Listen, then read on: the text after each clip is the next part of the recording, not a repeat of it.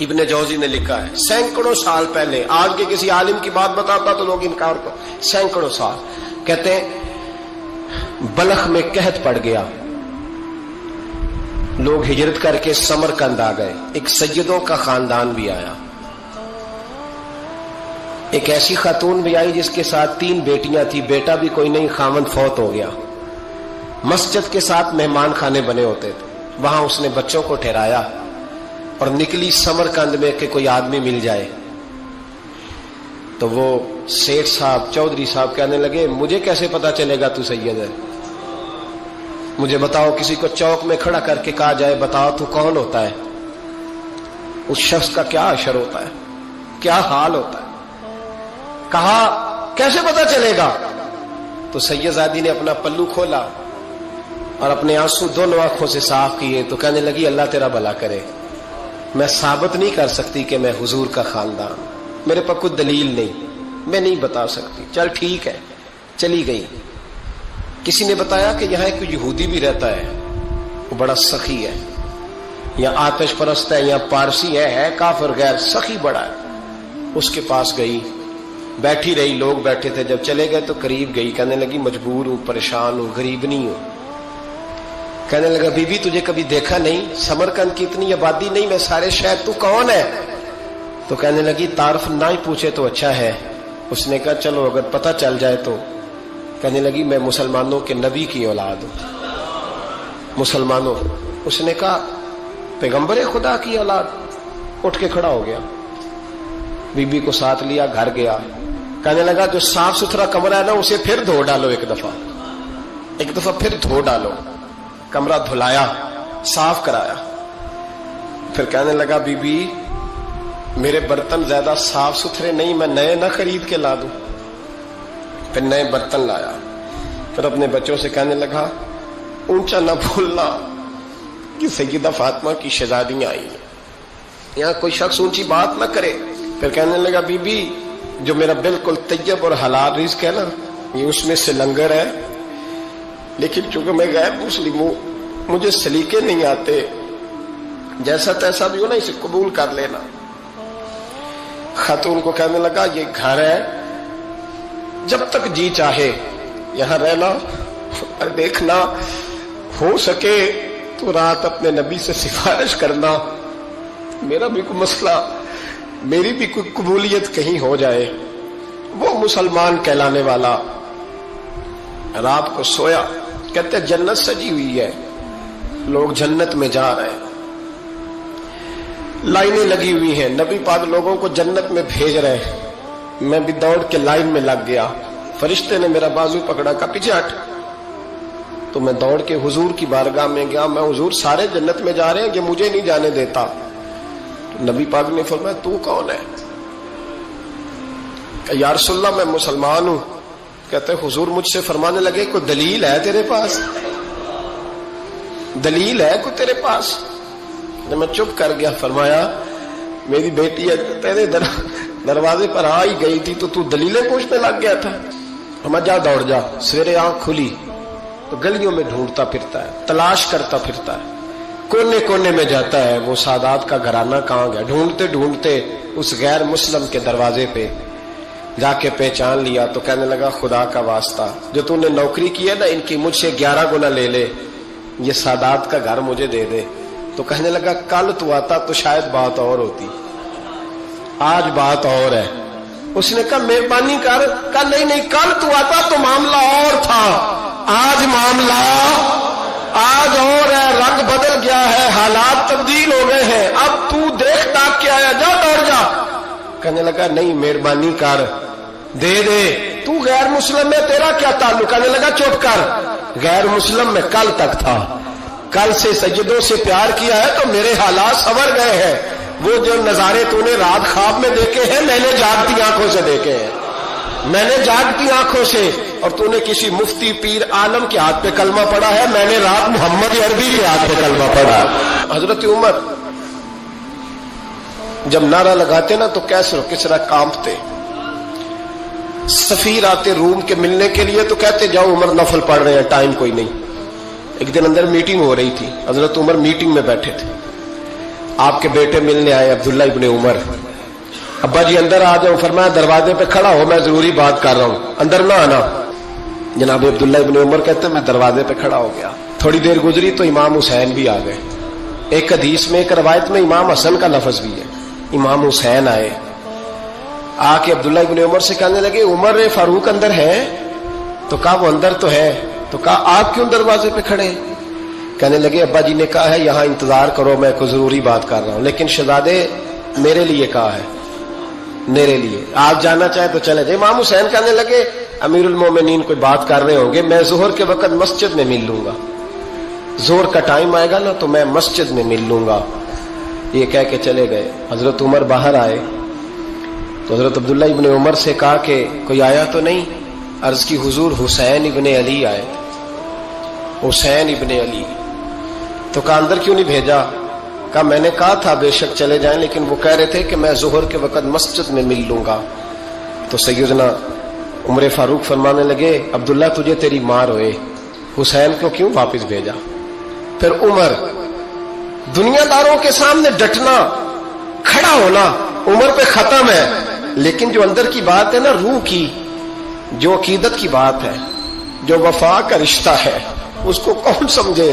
یہ جو روح کی مجبوریاں ہیں, یہ جو وفا کی مجبوریاں ہیں, اسے لوگ کیا سمجھیں؟ انہیں کیا پتا کہ مرشد کے بیٹے کے پیر چومنے میں حسن کیا ہوتا ہے.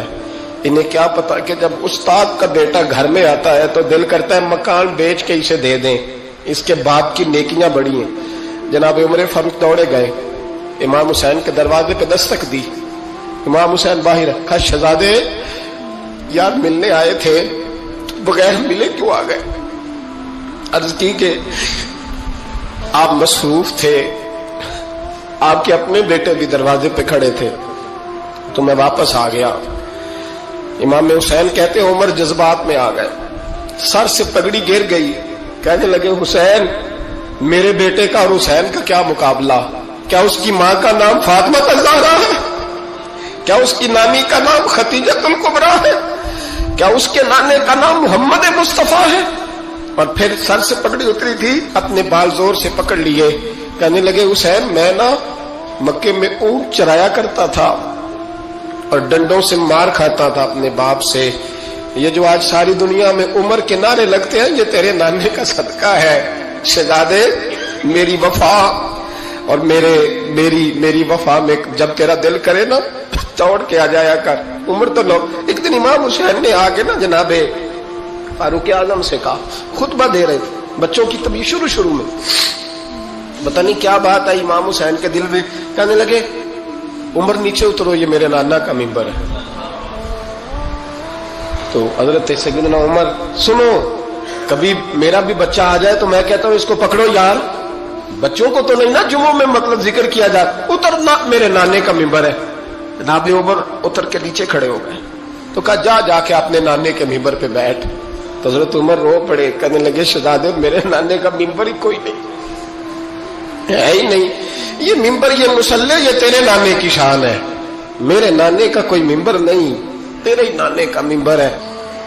تھوڑی دیر کھڑے رہے تو امام حسین کہنے لگے اچھا کوئی نہیں آپ کے نانے کا ممبر کا نہیں, کہا چلو پھر میرے نانے کے ممبر پہ بیٹھ جاؤ, چلو خیر ہے, کوئی نہیں آپ کے نانے کا, کہا نہیں, تو کہا کوئی نہیں پھر میرے نانے کے. جب حضرت عمر بیٹھے تو بڑا شاندار جملہ کہا, فرمانے لگے میں ممبر پر مرضی سے نہیں بیٹھا تھا, مجھے ابو بکر نے بٹھایا تھا, اور پھر حسین کے کہنے پہ میں اترا ہوں, اب مجھے حسین نے بٹھایا ہے, اب کسی کی جرت ہے تو عمر کو اتار کے دکھائے, اب میں حسین کا تیری نسل پاک میں. یار کتنی بے شرمی کی بات ہے, لوگ امام حسین کو باغی کہے. وہ حضرت امام اعظم ایک باغ میں بیٹھے تھے, شاگرد ساتھ تھے, تو کتابیں بکھری ہوئی تھی, کچھ لکھا جا رہا تھا, بکھری ہوئی تھی کتابیں. امام محمد بھی بیٹھے تھے, امام ابو یوسف, کئی اور شاگرد بیٹھے تھے. تو جب لکھتے ہیں نا یہ لوگ تو حوالوں کی تلاش ہوتی ہے, کتابیں بکھری ہیں, صفحے بکھرے. بچے گیند کے ساتھ کھیل رہے تھے, تو گیند اچانک باغ میں آئی, تو ایک چھوٹا سا بچہ گیند لینے آیا, تو امام اعظم اٹھ کے کھڑے ہو گئے. وہ بچہ گیند لے کے چلا گیا, کتابیں ساری پھر بکھر گئیں, جو گود میں رکھی ہوئی تھی وہ بھی نیچے گر گئیں, کچھ صفحے بھی گر گئے. تھوڑی دیر کے بعد وہ بچہ چلا گیا, امام صاحب بیٹھ گئے, پھر آیا گیند گری آ کے باغ میں, تو وہ پھر بچہ لینے آیا, وہی بچہ. امام صاحب پھر کھڑے ہو, وہ کئی بار آیا, جتنی بار آیا کھڑے ہو گئے. کئی لوگ صبر نہیں کر پاتے, جلد باز ہوتے ہیں آج کل کے شاگردوں کی طرح. تو ایک شاگرد بول پڑے, کہنے لگے حضور وہ تو بچہ ہے 100 دفعہ آئے گا. اب 100 دفعہ کھڑے ہوں گے. فرمایا تو 100 کی بات کرتا ہے, یہ 1000 دفعہ بھی آیا تو میں کھڑا ہوں گا. کہا حضور بچہ ہے آپ کیوں کھڑے ہو گئے؟ فرمانے لگے معمولی بچہ نہیں, میرے استاد کا پوتا ہے. تو جس نے مجھے اللہ رسول کا نام بتایا اس کا پوتا ہے تو میں کھڑا نہ ہوں. اگر استاد کے پوتے کا یہ ادب ہے تو بتاؤ محمد عربی کے نواسے کا کیا ادب ہے؟ رسول اللہ صلی اللہ علیہ وسلم. لوگ سمجھتے ہیں ہم قائل نہیں ہیں وہ والی شہادت بیان کرنے کے جس میں کہتے ہیں ہائے حسین تو سکینہ تو زینب. ہمارے بزرگوں نے ہمیں یہ سبق, ہمارے بزرگوں نے ہمیں بتایا کہ امام حسین کی شہادت اس طرح بیان کرو کہ نوجوانوں میں جذبہ جہاد پیدا ہو, عورتیں صبر کا پہاڑ بن جائیں. اس طرح شہادت ہم وہ والی. لیکن ایک بات ضرور ذہن میں رکھیں, یہ جو لوگ کہتے ہیں نا بڑے مظلوم تھے پانی نہیں آ سکا, میرے سے حوالہ دیکھے جس نے دیکھنا ہے, میرے سے حوالہ دیکھے, میرے سے. حضرت امام حسین میدان کربلا میں تھے تو تھوڑی سی جگہ کھود کے نا امام حسین نے تو خندق کھودی. خندق کھودنا عرب کا رواج تھا, مدینے میں بھی خندق کھودی گئی, اس کا نام ہی جنگ خندق. تو خندق کھود کے نا آگ جلائی جاتی تھی, یہ حفاظت کا ایک ذریعہ تھا تاکہ دشمن نہ آئے. تو امام حسین نے اپنے خیمے کے سامنے خندق کھود کے اس میں آگ جلائی تاکہ پردہ رہے, عورتوں کے پاس کو دشمن نہ آئے. تو ایک شخص سامنے کھڑا ہو کے کہنے لگا حسین تو نے دنیا میں ہی آگ جلا لی ہے. معاذ اللہ ثم معاذ اللہ. کہنے لگا آگے تو آگ ملے گی, یہاں جلا لی ہے. تو امام حسین کہنے لگے میں حکم دیتا ہوں آگ کو کہ تجھے ابھی پکڑ لے. لوگ کہتے ہیں مظلوم تھے, میں حکم دیتا ہوں آگ کو تجھے ابھی پکڑ لے. یہ لفظ امام حسین نے کہے. میں 3 کتابیں تو میری لائبریری میں ابھی ہیں جن میں حوالہ ہے, 3 کتب سے, اور آج کل پرسوں کی کتاب نہیں, سینکڑوں سال پرانی. جب کہا نا میں حکم دیتا ہوں تو وہ آدمی گھوڑے سے نیچے گرا, گھوڑے سے نیچے گرا, اور گھوڑے کی رکاب کے اندر اس کا پیر الجھا. گھوڑا ڈر کے اتنا دوڑا کہ جا کے اس آدمی کو آگ میں پھینک دیا. امام حسین کے سامنے جل کے مر گیا. یہ حسین ابن علی ہے. یہ ابھی حکم دیتے تو فرشتے ابھی آ جاتے, یہ ابھی بات کرتے تو ساری دنیا کی فوجیں ابھی اکٹھی ہو جاتی. یہ ابھی حکم دیتے تو ابھی آ جاتے. اور سنو, اگر جناب اسماعیل کے لیے دمبا آ سکتا ہے تو وہ تو حضرت ابراہیم کے بیٹے تھے, اور یہ تو مصطفیٰ کی اولاد ہے, ان کے لیے کیا کچھ نہیں ہو سکتا.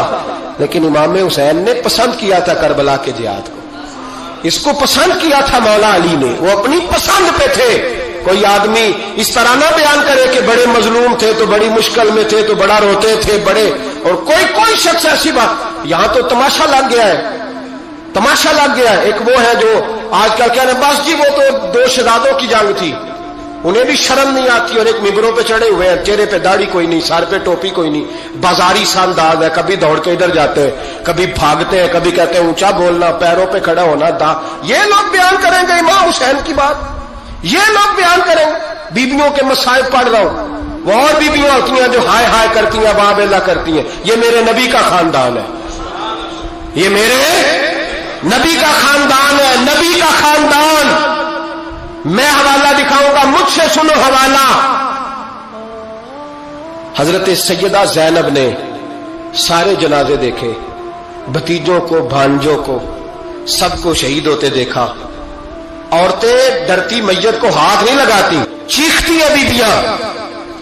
لیکن حضرت جناب زینب نے پتہ کیا دیکھا تھا, وہ سننا ذرا. امام حسین کی لاش مبارک کربلا میں پڑی تھی, اور امام حسین کا سر کاٹ کے نیزے پہ چڑھایا گیا تھا, اور وہ بیبیوں کے سامنے خالی سر چڑھ رہا تھا, اور سینکڑوں میل کا سفر کر کے دمشق کے بازاروں سے گزرتا وہ سر گیا. آج میں سر کی بات نہیں کرتا, سر کی. آپ مرد ہیں, جوان ہیں سارے, یہاں کسی کا کٹا ہوا ہاتھ پھینک دیا جائے نا, ہاتھ تو لوگ چیخے مار کے دوڑ جائیں گے. بلکہ ہاتھ تو دور رہا, کسی کی انگلی کاٹ کے یہاں پھینکی جائے تو لوگ چیخے مار کے مرد دوڑ جائیں گے. لیکن کٹا ہوا سر دیکھا, لاشیں دیکھے. یزید کا دربار آیا, بی بی صاحبہ کو نا ایسے عورتوں نے اپنے حالے میں لیا ہے. سیدہ زینب وہاں بیٹھ گئی. تو جب بولا نا یزید دربار میں, کہنے لگا کہ دیکھو اللہ نے عزت والوں کو عزت دی, معاذ اللہ ثم معاذ اللہ. اور میرے مخالفین کا کیا حشر ہوا جب اس نے دیکھے نا، ایک آدمی مجبور ہے، مقہور ہے، اتنا لمبا سفر ہے، غربت ہے، پیاس ہے، بیماری ہے، کیا انداز ہے جب اس عالم میں یزید کے دربار میں اس نے گستاخی کی امام حسین کی. یہاں لوگ کہتے ہیں کسی کو کچھ نہ کہو، کیوں نہ کچھ کہیں، جو سیدنا امام حسین کے بارے میں بات کرے گا زبانیں کھینچیں گے اس کی، جو صحابہ کے بارے میں بات کرے گا ہم کرنے دیتے ہیں. یہ کیا بات ہوئی؟ گستاخی کرنا، بے ادبی کرنا، یہ کون سا دین ہے؟ یہ تو تم بے دینی پھیلا رہے ہو. سنو، جب اس نے بے ادبی کی تو سیدہ زینب چپ نہیں رہی، بلکہ حضرت زینب بولی اور کھڑی ہوئی اور آپ نے تلاوت کی قرآن مجید کی اور آیتیں پڑھی، کہنے لگی وَتُعِزُّ مَن تَشَاءُ وَتُذِلُّ مَن تَشَاءُ بِیَدِکَ الْخَیْرُ. اور آپ فرمانے لگی یزید تو کہتا ہے تیرے مخالفین پسپا ہو گئے، تجھے عزت ملی. آپ فرمانے لگے یہ تیرا دربار ہے نا، یہ تیرا سجا ہوا ہے نا، تیرا اس وقت ڈنڈا چلتا ہے نا. فرمانے لگی چند سال ٹھہر جا، تیرے اوپر لوگ لعنتیں برسائیں گے. اور فرمایا جب جمعے پڑھے جائیں گے تو لوگ میرے حسین کے نام کے خطبے پڑھیں گے. فرمایا آج یہ تیرا دربار ہے نا. حضرت نعمان بن بشیر صحابی رسول تھے، وہ کہتے ہیں میرے قریب ایک نابینا صحابی بیٹھا تھا، سنو حوالہ میں دکھاؤں گا. کہنے لگے میرے قریب اس وقت یزید کے دربار میں ایک نابینا صحابی بیٹھے تھے. جب بی بی زینب نے یہ بات کی نا تو وہ نابینا صحابی میرا ہاتھ پکڑ کے کہنے لگے نعمان علی آ گئے ہیں. یہ تو علی کی آواز ہے، علی آ گئے. جبریل امی بول رہے ہو جیسے، حکمت کے گوہر رول رہے ہو جیسے. دربار دمشق میں وہ زینب کا خطاب منبر پہ علی بول رہے ہو جیسے. کہنے لگے علی آ گئے، علی، یہ تو علی کی آواز ہے. جناب نعمان بن بشیر کہنے لگے نہیں، علی جب بولتے تھے تو بڑا رنگ ہوتا تھا، ابھی تو زینب کھل کے بول ہی نہیں رہی، ابھی تو زینب ستائی ہوئی ہے، ابھی تو زینب زخم کھا کے آئی ہے، ابھی تو زینب پیاسی ہے. کاش زینب تر و تازہ ہوتی اور زینب خطبہ پڑھتی تو علی کی طرح گرجدار آواز نکلتی. یزید کے محل کانپتے، جبریل امی بول رہے ہوں جیسے، حکمت کے گوہر رول رہے ہوں جیسے. دربار دمشق میں بی بی زینب کا خطاب منبر پہ علی بول رہے ہوں جیسے. وہ مسکینوں کی طرح منتیں نہیں کر رہے تھے، ہائے پانی ان کا مزاج ہی نہیں تھا، بلکہ وہ دلیر لوگ تھے، دلیر، اور بر موقع بر محل بولتے تھے. یزید آیا دربار میں، جب یہ سارا قافلہ وہاں پہنچا تو یزید دربار میں آیا. اور جب وہ دربار میں آیا تو بادشاہوں کا طریقہ ہے، گاڑیاں، اب ہمارے بادشاہوں نے روٹر والی گاڑیاں رکھی ہوئی ہیں، وہ یوں چلتی ہیں، شور ہوتا ہے پیچھے. اس زمانے میں کہا جاتا تھا با دبا ملازہ ہوشیار، پیچھے ہٹ جاؤ، نعرے لگنے لگے. تو یزید کا ایک ناخلف بیٹا امام زین العابدین سے کہنے لگا تیرا باپ کہاں ہے؟ دیکھ یہ میرے باپ دادا کے نعرے، دیکھ میرے باپ کے نعرے، تیرے کدھر ہے؟ ابھی یہ بات شروع اس نے کی تھی کہ دمشق کی جامع مسجد میں زور کی اذان ہو گئی، اور جب مؤذن نے کہا نا اشہد ان محمد رسول اللہ، تو امام زین العابدین اس کا ہاتھ پکڑ کے کہنے لگے یہ میرے نانا کے نعرے لگ رہے ہیں، اگر تیرا ہے تو بتا، یہ میرے نانا کے نعرے ہیں. اور فرمایا تیرے باپ کے 2-2.5 سال لگیں گے، میرے نانے کے قیامت کے بعد بھی لگیں گے. میرے نانے کے نعرے قیامت کے یہ لگتے رہیں گے، لگ رہے ہیں اور لگتے تھے اور لگتے رہیں گے. میرے بھائی یاد رکھو، دلیری، ہمت، پہلی بات ان سے پیار کرنا ہے. دوسرا ان کی ہمت، ان کا مقام دلیری کرنا ہے، ان کا کام ہمت کرنا ہے، ان کا کام ڈٹ جانا ہے. کمزوری دکھانا اہل بیت کا طریقہ ہوتی. حضرت عباس کے بازوؤں میں درد ہوتی، جناب زینب پھر پریشان ہوتی ہیں کہ ہم تو اس بے حیائی کے خلاف لڑے اور امت ابھی یہ گند کر رہی ہے. جو چوکوں میں کھڑا ہوتا ہے نا عورتوں کو تاڑتا ہے، وہ یزید کے طریقے پہ عمل کرتا ہے. یہ دلائل ہے، آپ سوچ لیں، اندازہ کر لیں کہ ہم نے کس جماعت میں کھڑے ہونا ہے. اس لیے گند سارا نکالیں. امام حسین کا ایک پیغام آج اپنانا بڑا ضروری ہے. امام حسین نے سر سجدے میں کٹایا اور قرآن کی تلاوت نیزے کی نوک پہ بھی جاری رہی ہے. اس لیے آج کم از کم 10 نفل امام حسین کی سنت سمجھ کے ضرور پڑھیں گے انشاءاللہ. جنہوں نے روزہ رکھا ہے بڑا اچھا کیا ہے، چلو جو نہیں رکھ سکے پھر بھی نفلی ہے، کوئی فرض نہیں، کم از کم 3 دفعہ سورت یاسین کی تلاوت آج ضروری ہے امام حسین کے لیے. کریں گے انشاءاللہ تعالی. اگر وہ نیزے کی نوک پہ پڑھ سکتے ہیں تو آپ ان کی خاطر بھی تو پڑھ ہی سکتے ہیں نا. تو بہت ضروری کام آج نفل پڑھنا ہے، اور بہت ضروری کام آج قرآن پاک کی تلاوت کرنا. کریں گے انشاءاللہ تعالی. حضرت عبداللہ ابن مسعود رضی اللہ تعالیٰ عنہ حدیث کے راوی ہیں. حضور نے فرمایا جس کے دل میں رائی کے دانے کے برابر بھی تکبر ہوا وہ شخص جنت میں نہیں جائے گا. تو عرض کی یا رسول اللہ صلی اللہ علیہ وسلم، ایک آدمی اچھا لباس پہنتا ہے، اچھا بن کے رہنا چاہتا ہے، صاف ستھرا بن کے رہنا چاہتا ہے، تو کیا یہ بھی تکبر ہے؟ تو سرکار نے فرمایا نہیں، اللہ تو خوبصورت ہے، خوبصورتی کو تو پسند فرماتا ہے. تو یا رسول اللہ صلی اللہ علیہ وسلم پھر تقسیم کس طرح کریں؟ تکبر کے مفہوم کو کیسے سمجھیں؟ تو 2 باتیں نبی پاک علیہ السلام نے ارشاد فرمائی. سارے عنوان کو ان 2 باتوں میں سمجھا جا سکتا ہے. محبوب فرمانے لگے تکبر تو یہ ہے کہ بندہ حق قبول نہ کرے اور دوسرے بندوں کو اپنوں سے حقیر سمجھے. اگر تیرا کوئی بھی کمال قبول حق میں رکاوٹ بن گیا تب تو متکبر ہے، اور اگر کسی بھی مقام پر جا کر تو کسی کو حقیر سمجھنے لگ گیا ہے پھر تو متکبر ہے. ورنہ اچھا لباس پہننے سے بندہ متکبر نہیں ہوتا، اچھی گاڑی میں بیٹھنے سے بندہ متکبر نہیں ہوتا، اچھے گھر میں رہنے سے بندہ متکبر.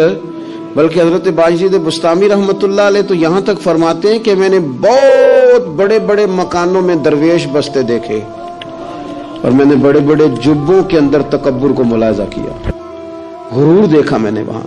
عزیز دوستو، اپنے ذہنی سطح اس طرح کی بنائی جائے کہ مزاجوں میں ٹھہراؤ رہے، طبیعتوں میں. ہمیں نا 2-3 چیز، اور جناب مجھے تکلیف ہے، میں ذرا جلدی چیک کرانا ہوں. سب کو تکلیف ہی ہوتی ہے، سارے تکلیف سے ہی آتے ہیں، باہر بیٹھو دیکھ لیتے ہیں. علم اس کا نام ہے کہ دوسروں کو جاہل سمجھا جائے. علم اس کا نام ہے کہ آپ کو شعور ہی نہ آئے. علم تو آگہی سکھاتا ہے. اگر کوئی عالم ہو کر اپنی ماں کے پیر نہیں دباتا تو پھر اس کے علم نے اسے کچھ بھی نہیں سکھایا، اس کے علم نے اسے کچھ. حضرت عبداللہ بن عمر رضی اللہ تعالیٰ عنہ اور حضرت عبداللہ بن عمر دونوں بیٹھے تھے. ایک صحابی ہیں عبداللہ بن عمر بن عاص رضی اللہ تعالیٰ عنہ، اور ایک سیدنا فاروق اعظم کے بیٹے ہیں جن کو عبداللہ بن عمر کہا جاتا ہے. دونوں بیٹھے تھے. عبداللہ بن عمر اٹھ کے چلے گئے تو عبداللہ بن عمر نے رونا شروع کر دیا. علیہ عزیز بھائیوں، مزاجوں کے اندر حضرت شیخ سعدی رحمت اللہ، میں نے کچھ لوگوں کو دیکھا ہے اگر کوئی نیک کام کر لیتے ہیں نا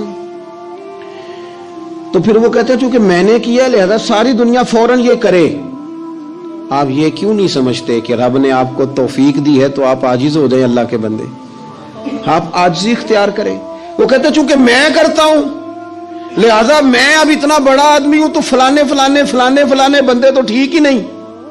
حضرت سعدی شیرازی کہتے ہیں کہ تہجد کا ٹائم تھا. پرانے زمانے میں نا لوگ مسافر اکثر رات مسجدوں میں آ کے گزارتے تھے، تو کہتے ہیں مسجد میں لوگ سوئے ہوئے تھے سارے، تہجد کا ٹائم تھا، میں تہجد کی نماز پڑھ رہا تھا، میرے والد بھی ساتھ تھے. تو میں نے اپنے ابا جی سے کہا یہ دیکھو کتنے بد نصیب ہیں، نفلوں کا ٹائم ہے اور یہ سوئے ہوئے، کتنے بد نصیب ہیں، میں تہجد پڑھ رہا ہوں، اللہ اللہ کر رہا ہوں، یہ سوئے ہوئے ہیں. تو فرماتے ہیں میرے والد کہنے لگے کاش تو بھی سویا ہی رہتا، لوگوں کے کپڑے تو نہ پھاڑتا، کاش تو بھی، تیرا سونا ہی بہتر تھا، اس تہجد سے تو سویا ہی رہتا تو بہتر تھا، کپڑے تو نہ پھاڑتا لوگوں کے. اور خدا کے بندے اگر تو نے پڑھی ہے تو تیرا اور رب کا رشتہ ہے، اس کی بنیاد پر تو دوسروں کو حقیر جاننے لگ گیا ہے. اس کی بنیاد پر علم پڑھے دا مان نہ کریے ماتا کھی میں پڑھیا، او جبار کہار کہاوے متے روڑ دے میں دودھ کڑیا. تھوڑا سا اپنے طبیعت میں عاجزی پیدا کر. یہ تو دیکھیں نا کتنے بڑے بزرگ ہیں، حضرت فضیل بن عیاض، 60,000 لوگوں نے حج کیا، حضرت کے بھی وہ حجوں میں بہت 21واں 22واں حج تھا. کسی نے پوچھا حضور اس سال حج کے بارے میں آپ کا کیا خیال ہے؟ تو آپ فرمانے لگے جتنے بھی حاجی آئے سارے نیک تھے، حج ضرور قبول ہوگا اور اگر کسی وجہ سے کوئی کمی رہ گئی تو وہ میری نحوست کی وجہ سے رہ جائے گی، اس لیے کہ ان میں سب سے زیادہ گناہگار میں ہی ہوں، میری وجہ سے کوئی رہ گئی تو رہ گئی، ورنہ تو امید ہے خدا فضل ہی فرمائے گا۔ آپ کے مزاج میں جب عاجزی ہوتی ہے کہ نا، اگر آپ کسی مقام پہ فائز ہیں تو وہ تو اللہ نے دیا آپ کو، تو اب تو آپ کو اس مقام پر جا کے بھی عاجزی ہی کرنی چاہیے تھی، اور اگر آپ وہ عاجزی نہیں کر رہے تو اس کا مطلب ہے آپ بہت ساری خطاؤں کا شکار ہیں۔ ہمارے زمانے میں نا ایک رواج آیا ہے کمزوریاں بیان کرنے کا، اور کمزوری اکثر وہ بندہ بیان کرتا ہے جو اپنے آپ کو کچھ سمجھتا ہے۔ لوگ ایک دوسرے کی کمزوریاں ڈسکس کرتے ہیں، بلکہ پہلے تو لوگ لوگوں کی کمزوریاں بیان کرتے تھے، اب جماعتیں جماعتوں کی کمزوریاں بیان کرتی ہیں، اب پارٹیاں پوری پارٹیوں کی کمزوری بات اتنی اجتماعیت تک چلی گئی کہ سوچے محدود سے محدود تر ہو گئی۔ اللہ تعالیٰ نے ایک دفعہ حضرت موسیٰ کلیم اللہ علیہ السلام سے فرمایا کہ آپ کی قوم میں جو سب سے نیک آدمی ہے نا، اسے ڈھونڈ کے میری بارگاہ میں لائیں۔ حضرت موسیٰ علیہ السلام نے نا جس کو سب سے زیادہ نیک سمجھتے تھے اسے اللہ کے حضور پیش کیا، مالک یہ سب سے زیادہ نیک ہے، جسے حضرت موسیٰ کلیم نیک کہیں، وہ کتنا کو نیک ہوگا، یا اللہ یہ نیک ہے۔ حضرت موسیٰ علیہ السلام سے رب کریم نے فرمایا اب اس بندے کی ڈیوٹی لگاؤ کہ یہ اس قوم میں جو سب سے گناہگار ہے وہ بندہ ڈھونڈ کے لائے۔ اگر یہ ڈیوٹی ہماری لگتی تو پھر تو اللہ خیر کرے، سارے گناہگار تھے ماں سوائے میرے، خدا مجھے ایسی خدائی نہ دے کہ اپنے سوا کچھ دکھائی نہ دے۔ جناب اس کی ڈیوٹی لگائیں، حضرت موسیٰ کی گواہی ہے یہ سب سے زیادہ نیک ہے، اس کی ڈیوٹی لگائیں، یہ سب سے گناہگار بندہ ڈھونڈ کے لائے۔ آپ نے ڈیوٹی لگا دی تو وہ عرض کرنے لگے حضور 3 دن کی مہلت دے، میں بندہ ڈھونڈتا ہوں۔ 3 دن 3 راتیں گزر گئیں، آنے کا وقت آیا تو اسی نیک آدمی نے کیا کیا، اپنے گلے میں رسی ڈالی اور اپنے ہی ہاتھ سے پکڑ کے لا کے حضرت موسیٰ کلیم کے دست مبارک میں دے کے کہا حضور 3 دن کوشش کی ہے، سب سے زیادہ گناہگار میں ہی ہوں۔ برے بندے نوں میں لبن ٹریا تے جگ تے ملیا نہ کوئی، تے اپنے اندر چھاتی پائی تے میتھوں برا نہ کوئی، میں ہی ہوں۔ تو حضرت موسیٰ کلیم علیہ السلام فرمانے لگے یہ تو نے کس طرح تجزیہ کیا؟ عرض کی حضور بعض لوگوں کی نا چھوٹی موٹی کوتاہیاں میرے سامنے تھیں، اس پر میں نے غور کیا، لیکن ان کی غلطیاں یقینی نہیں تھیں، میرا گمان ہی تھا، پورا مجھے یقین نہیں تھا کہ یہ غلطیاں ہیں، لیکن جو میری غلطیاں تھیں ان کا مجھے پورا یقین تھا کہ یہ ہیں۔ کسی کی غلطیاں میرے سامنے یقینی نہیں تھی، اپنی کوتاہیاں میرے سامنے یقینی تھیں، اور جو زیادہ یقینی چیزیں تھیں نا اس پر جب میں نے غور کیا تو پھر میں سمجھا کہ اس بستی میں سب سے گناہگار میں ہی ہوں۔ آپ مجھے نا بتائیں اب میرے لیے آپ نے کیا کرنا ہے؟ جناب موسیٰ وہیں کھڑے تھے تو رب کریم نے حضرت موسیٰ سے کلام فرمایا، وحی فرمائی، فرمایا میرے کلیم اس کو جو سب سے زیادہ فضیلت ملی ہے وہ نمازوں کی وجہ سے نہیں ملی، یہی اس کی عاجزی ہے جس کی وجہ سے رب نے سب سے زیادہ فضیلت عطا فرمائی۔ یہ اس کے ذہن کے اندر بات ہے جس سبب سے اللہ تعالیٰ نے اسے یہ اعزاز دیا۔ تھوڑا سا نا چیزوں کو سمجھا جائے، انسان اپنی ذہن سازی کرے، اپنے اوپر غور کرے۔ ہم اپنے آپ کو 2 4 5 چیزیں دیکھ کے تسلیاں دے کے بیٹھ جاتے ہیں کہ نہیں نہیں چھوڑ، تو ساری دنیا اتنی خراب ہے، تو فلانی نیکی بھی کرتا ہے۔ اس سے نا انسان کی روحانی زندگی کمزور پڑ جاتی ہے، اس کے افکار پہ میل کچیل چڑھنے لگ جاتی ہے، وہ آہستہ آہستہ کمزور ہونے لگ جاتا ہے۔ کچھ بھی فرق نہیں پڑتا، اگر طبیعت میں عاجزی آ جائے تو کوئی فرق، مثلا کیا ہو جائے گا اگر کوئی شخص تھوڑا بہت اگر کام کر لے، اگر کسی وقت وہ کوئی عاجزی اختیار کر لے تو اس سے فرق پڑ جائے گا۔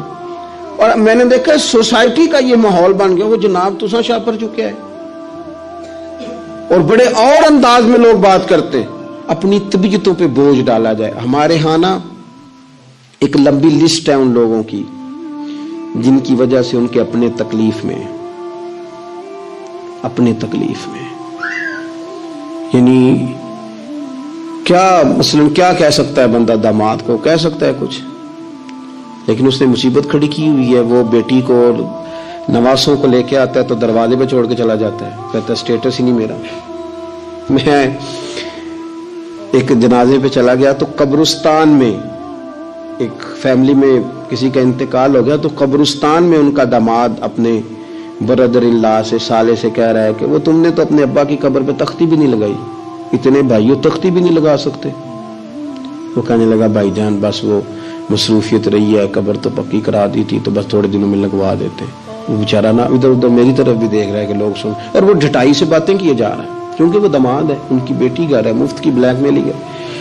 وہ بندہ چلا گیا, میں نے اس کا بازو پکڑ کے سائڈ پہ کر لیا. میں نے کہا یار تجھے قبروں میں بھی اللہ نہیں یاد آیا؟ یہ مفت کی جو آزمائشیں ہم لوگوں کو ڈالتے ہیں نا, اس سے بچیں.